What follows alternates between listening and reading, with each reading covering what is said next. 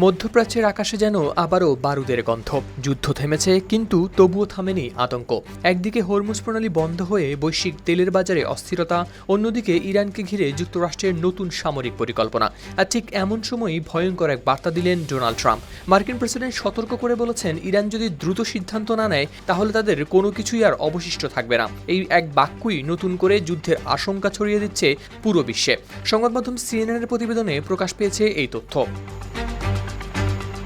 চীন সফর শেষ করে ওয়াশিংটনে ফেরার কয়েক ঘন্টার মধ্যেই নিজের জাতীয় নিরাপত্তা দলের শীর্ষ সদস্যদের নিয়ে জরুরি বৈঠকে বসেন ট্রাম্প। ভার্জিনিয়ায় তার গলফ ক্লাবে অনুষ্ঠিত সেই বৈঠকে উপস্থিত ছিলেন ভাইস প্রেসিডেন্ট জেডি ভ্যান্স, পররাষ্ট্রমন্ত্রী মার্কো রুবিও, সিআইএ পরিচালক জন র্যাটক্লিফ ও বিশেষ দূত স্টিভ উইটকফ।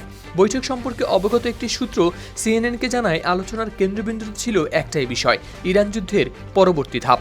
বৈঠকের একদিন পর সামাজিক যোগাযোগ মাধ্যমে দেয়া পোস্টে ট্রাম্প জানান, ইরানের জন্য সময় দ্রুতই ফুরিয়ে আসছে, তাদের খুব দ্রুত এগোতে হবে, না হলে তাদের কিছুই অবশিষ্ট থাকবে না।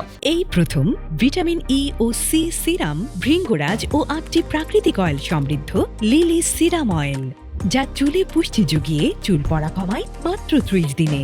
লিলি সিরাম অয়েল, তেলের চেয়েও বেশি কিছু। সময়টা অত্যন্ত জরুরি। ওয়াশিংটনের এই কঠোর বার্তার পেছনে রয়েছে একাধিক কারণ। বিশেষ করে হরমুজ প্রণালী বন্ধ হয়ে যাওয়ায় বিশ্ববাজারে তেলের দাম অস্থির হয়ে উঠেছে, যার প্রভাব পড়েছে যুক্তরাষ্ট্রসহ পুরো বিশ্ব অর্থনীতিতে। এ বিষয়ে হোয়াইট হাউসের বক্তব্য জানার চেষ্টা করেছিল সিএনএন, তবে তাৎক্ষণিকভাবে কোনো সাড়া পাওয়া যায়নি।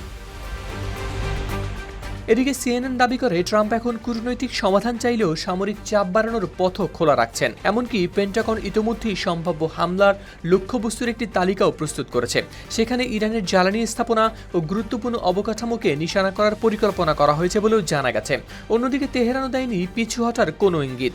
পাকিস্তানের স্বরাষ্ট্রমন্ত্রী মোহসিন নাকভি সম্প্রতি ইরানের প্রেসিডেন্ট মাসুদ পেজেশকিয়ান সহ শীর্ষ নেতাদের সঙ্গে বৈঠক করেছেন, কারণ যুক্তরাষ্ট্র ও ইরানের মধ্যকার আলোচনায় এখন মধ্যস্থতাকারীর ভূমিকা রয়েছে পাকিস্তান। ইরানের পক্ষ থেকে অভিযোগ করা হয়েছে, মধ্যপ্রাচ্যে অস্থিতিশীলতার মূল কারণ যুক্তরাষ্ট্রের উপস্থিতি। একই সঙ্গে তেহরান দাবি করেছে, যুক্তরাষ্ট্র ও ইসরায়েল মুসলিম দেশগুলোর মধ্যে বিভাজন তৈরি করার চেষ্টা করছে।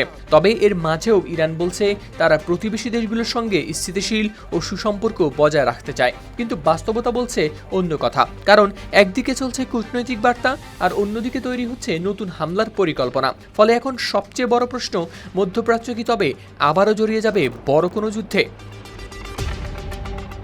হাওলাদার শামীম, RTV।